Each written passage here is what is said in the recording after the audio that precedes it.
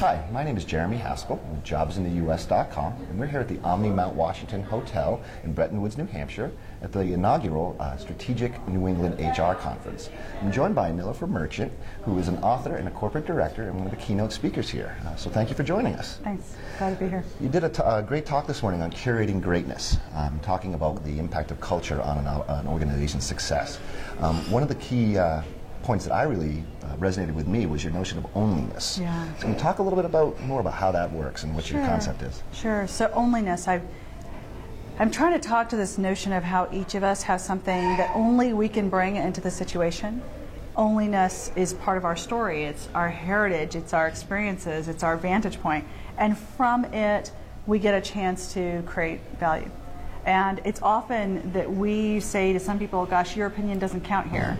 And so we leave out that person's ability to solve a problem with us and bring their point of view into the situation. And I'm actually suggesting that the way we're going to create value in the future is by celebrating everyone's onlyness. The perspectives they bring, because the way we're going to get to new solutions to old problems or brand new innovations is for us to allow each person to bring only that which they can bring. Sure, that makes a lot of sense. And I liked how you talked about when it comes to the hiring and recruiting practices in kind of some traditional organizations, they think about putting people into a box. Yeah. And one of the things you talked about was the space in between and kind of how that momentum comes from, bringing some physics examples and things like that into it. Talk a little bit more about that, kind of how that really can, the exponential power of the culture. So when we allow each person to truly bring their onlyness, then we're letting their full talent show up at work.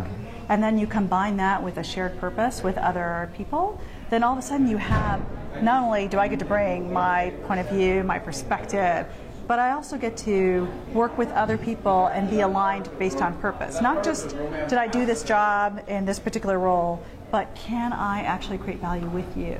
And it changes people from being cogs in a machine to really what we need in the social era, which is embracing talent and a knowledge economy.